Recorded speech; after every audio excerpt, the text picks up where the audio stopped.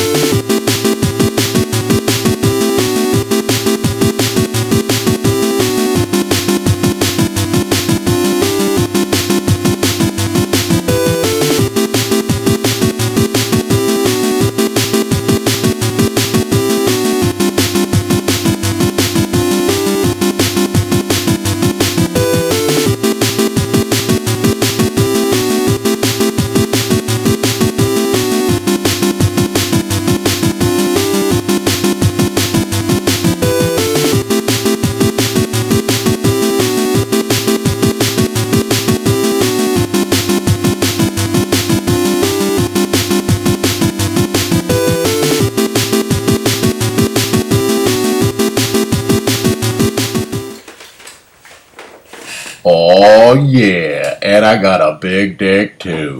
Damn, you got that too, you fucking douchebag. Ow, fuck. The Sony PVM 20L5 is a 20-inch multi-format monitor that can handle almost any connection except HDMI. S-video in line A, input and output. Composite, input and output, on line A or line B. Shitty ass mono sound. RGB and component input and output with composite sync, as well as a serial remote. Also, both my PVMs came with a BKM-129X card, which allows for extra RGB and component hookups. This is also how I daisy-chain my two PVMs, hooking into the input of the first monitor, then outputting from that monitor to the input of the second.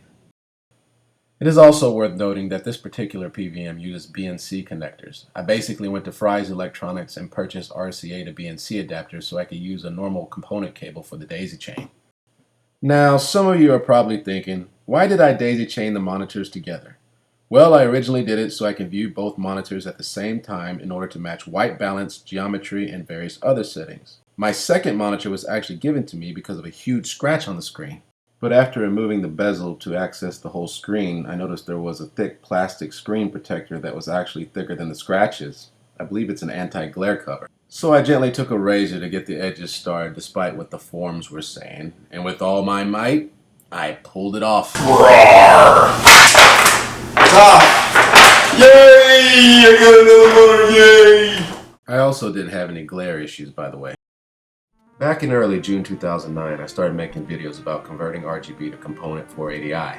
I never read about RGB to component conversion. I was just trying to figure out a way to get a better video quality on my Sega Genesis without doing an S-video mod.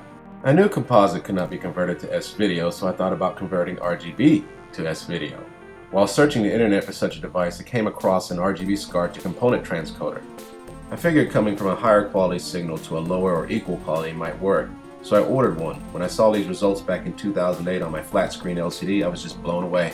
I know retro systems like the Sega Genesis produces a 240p signal, but my LCD would always detect it at 480i. I was not sure if the CSY 2100 was interlacing the signal to make it 640 by 480. All I know is my RGB monitors detect the 240p source. However, it still shows as 480i for some reason. I'm not sure why it does this, but I assume it's incorrect. I could be wrong. So apparently my monitor says it's 480i despite it being a 240p source. If someone could nicely explain what's going on, by all means, please just leave a comment. I can, however, tell you one thing. These results are much better than running through a component transcoder on a flat screen LCD. There is, however, one game I know in particular on the Sega Genesis that has two different video modes. Here you can see Sonic 2 running in its normal resolution, and here we see Sonic 2 in two-player mode running in true 480i. My camera settings and focal length are exactly the same, but it is much more difficult to capture the interlaced video. You know, this whole 240p and 480i can be confusing sometimes, especially knowing the source is 240p but your monitor says otherwise. I guess the best thing to do is just play your games and not think about this shit altogether, but I'm going to try to simplify things. 240p refers to 320 by 240 resolution in progressive scan. However, my Sony PVM is 640 by 480, so I need that 320 by 240 signal to double in size. So how do I think it does that? I know you want it. I know you want it. I know you want it. douchebag. Now, all bullshitting aside, scan lines are the reason to get a CRT or an RGB monitor. Retro games just look better in my opinion with them. Now that we got that shit out of the way, let's talk about hooking your retro console to a Sony PVM through RGB. It's very similar to hooking up component cables to your normal TV set. You have a red, green, and blue leads. But we also have this extra input that is critical to gaming on a Sony PVM. This is the sync lead. Apparently all video signals have some sort of sync, whether it be composite, S-video, component, or so on. I'm only going to talk about two kinds of sync, composite and RAW. I hear RAW yields better results. However, your monitor or video transcoder needs to be able to accept it.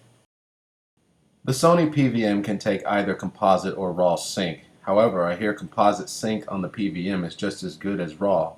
I did some tests and found no difference with RAW versus composite sync.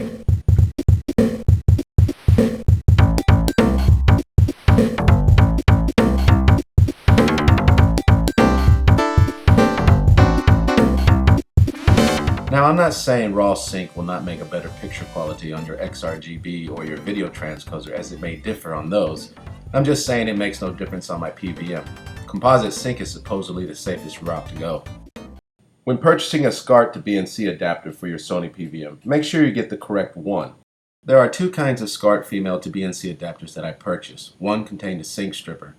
If you have a Sony PVM 20L5, you don't need a sync stripper. I'm not sure if any PVM really does, as this one has it built in and it's more expensive. I also would like to note that if you use RAW sync in line with this sync stripper, it does not sync correctly. This is the version I use. They are both compatible, but this one is cheaper because it doesn't have the sync stripper. Also, my RAW sync SCARTs work with this one, not the other way around. So what happens when your RGB monitor doesn't sync? What happens is you get a shitty signal like this, but then you get one of these, and everything comes to life. Alright, let's talk about RGB quality. The first system I'm going to talk about is the Sega Genesis.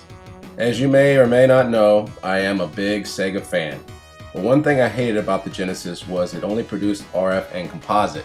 Even its composite was shittier than the Super NES or even the Japanese AV Famicom. But one thing I can say about the Genesis is its RGB is awesome with no modification. It is far superior to my Super Famicom or Neo Geo AES unless I perform some type of modification on those two systems. Even the CDX, which is known for its shitty composite, has RGB that is just as awesome as any other Genesis, except for probably the stereo, which is better in the earlier model Genesis. Now let's talk about the Super NES or the Super Famicom. As I've said before, the RGB in the Super NES is inferior to the Sega Genesis. It is blurry and too bright. However, there is an alternative. The Super NES Mini. Although it does not have RGB out of the box, it isn't a difficult mod to do if you know how to solder. I did not do the mod myself, it was done by Skip. If you would like to know more about his mod, you can visit his website.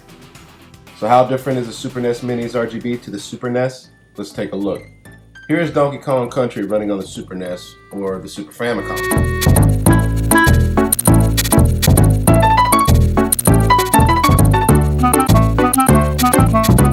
And here is the Super NES Mini.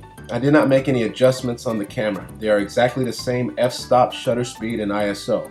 You can clearly see it's more darker, but has more contrast and no longer blurry. The scan lines are even more prominent.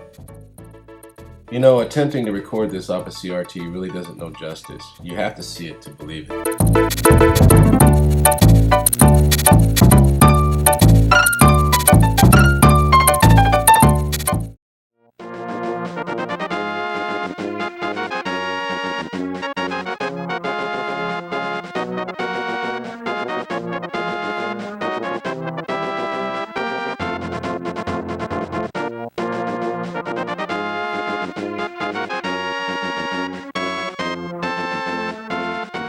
Alright, it's time to talk about the big bad motherfucker from the 16-bit era. The Neo Geo is actually a system I owned as a kid back in '92. There's a funny story that goes with it, and maybe in a future video I will tell it. RGB on the Neo Geo suffers from vertical lines depending on the serial or model number. If you have a Neo AES 3-6, then there is a very simple mod that fixes it. You can check it out at Monkey's site for more details about cutting certain traces on the motherboard. I am not responsible for what you do to your Neo Geo. All I can say is it worked for me in clearing this issue. As you can see, all vertical line issues are no longer apparent. Now, for another episode of Let's Play Neo Geo with the biggest dickhead in the world, Phone Door. Fucking gay-ass, fucking ugly son of a bitch. Get little ugly-ass kids off me.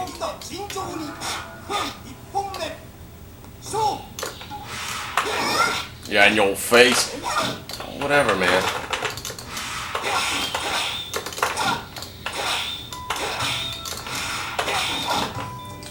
What are you gonna do? Just sit there and fucking counter me? It's me. There's nothing worse than losing to a fucking Asian bitch on these Asian games. They're like, "Duh!" And then they fix their fucking hair and shit. So fucking lame. It's even more annoying. Look at that foot.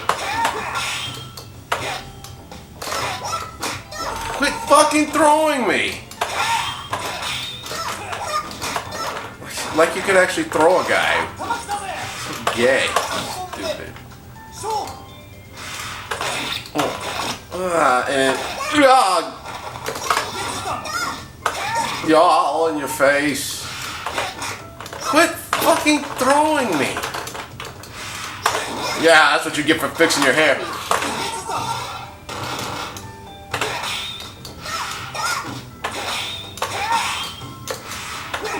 Yeah, bitch. Oh yeah, the good old Nintendo, home of the best games to ever grace a TV set. Its 8-bit scanline graphics are both beautiful and horrible to look at, given the designers had such little to work with creating character sprites. And the music, just pure bliss. It will always have a place in my heart, but there's just one problem. The motherfucker doesn't have RGB. Unless, of course, you have the fucking rare Titler. Yeah, Titler. So basically, RGB will be out of the question unless you get a PPU from a PlayChoice 10 arcade Nintendo. PPU is an abbreviation for Picture Processing Unit, and these things are getting rare as more and more people are destroying their arcade units for their priceless chips. So now that I've destroyed a perfectly good PlayChoice 10 for my own selfish needs, I'm going to need to commission someone to bring new life into my soon-to-be RGB Famicom.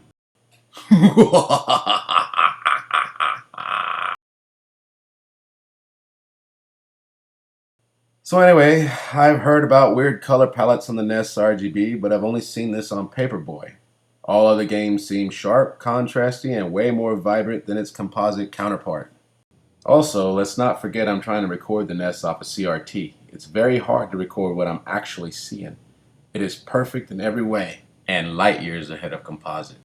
And for those of you who think composite's better, well, all I got to say is, man, quit hating. You know it's better. Come on now. Way better.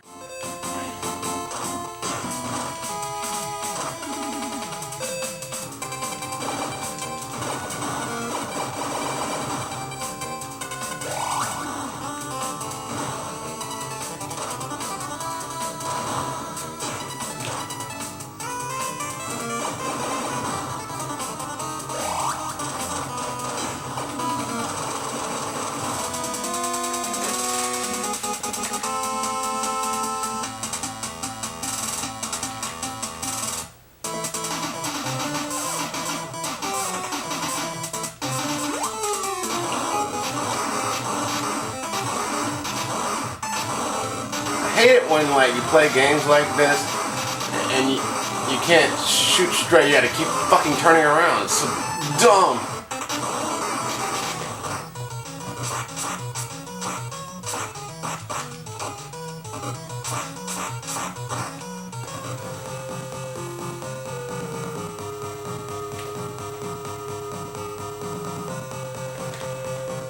Yeah, bitches.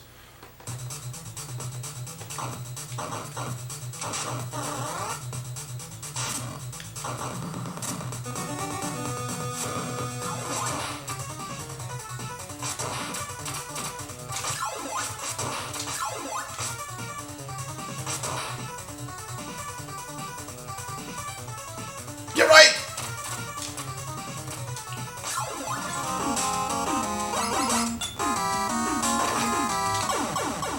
fuck this game. You know, I still don't understand this game. I don't know why this game is so fucking popular. It's fucking hard as shit. What the fuck am I supposed to do there?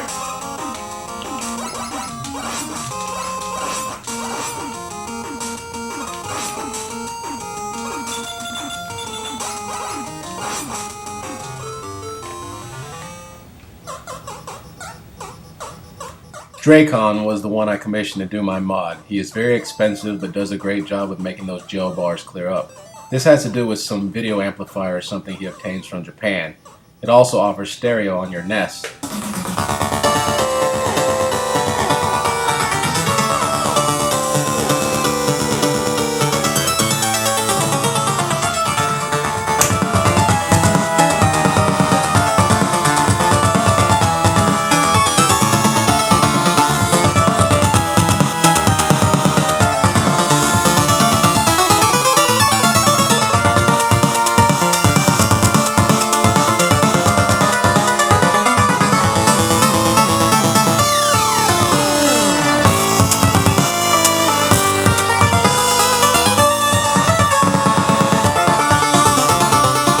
He did, however, forget to wire in my sync correctly, but he was able to refer me to Skips, who not only fixed the issue, but modded my AV Famicom to use the light gun.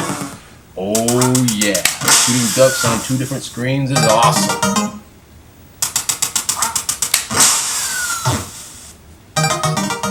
If you have an RGB modded NES and have gel bars while using the NES Power Pack, get a NES EverDrive, as these do not amplify the gel bars. Take the power pack and sell it to somebody with a composite NES toaster or something. It is perfect for them and is still a great product. Hell, you can buy mine, if I still have it. Plus, that thing on the AV Famicom is uglier than the Neo Myth card is with this setup. I have heard people mention that the NES is only supposed to be in composite and certain effects are generated better. However, I've not seen such a game that does this on the NES, in my opinion. I have, however, seen tricks on the Sega Genesis. Let's take a look at Sonic in composite. Here you can see a really cool trick on the waterfall. And here it is in RGB. Not as amazing, but everything else is. So even Sonic's waterfall is not going to make me go back to composite. Once you go RGB, you don't go back. Same for the Nintendo. Alright, now let's talk about SCART quality. Not all SCART cables are built the same. I've mentioned in a previous video that SCART cables from PlayAsia work fine. However, they are cheap and not grounded correctly. And also, remember, SCART is just a cable. Your system must have an RGB source. So anyway, check out retro_consoles_accessories on eBay. Hell, for all I care, get all your SCART cables from her as she builds a quality product. She sells both raw and composite sync SCARTs. But just remember to verify if you actually need raw sync. Damn, she looks hood in a motherfucker too. Alright, final thoughts. Playing retro consoles on a Sony PVM yields the best quality picture I've ever seen. I definitely would recommend getting one if priced right. I would try Craigslist, and if that doesn't work, try eBay based on the closest to you. If it's close enough, you can give him an offer and pick it up at a reasonable price. If you can't find one, then go RGB to component transcoder on a CRT. It still blows S-Video out of the water. If you wanted to hook up to your LCD, you might want to try the XRGB method, as this yields scan lines on the LCD with retro 240p signals, but is very pricey. If your LCD accepts a 240p signal, then you can still use a RGB SCART to component transcoder method. Well, I hope you guys enjoyed my video. Goodbye.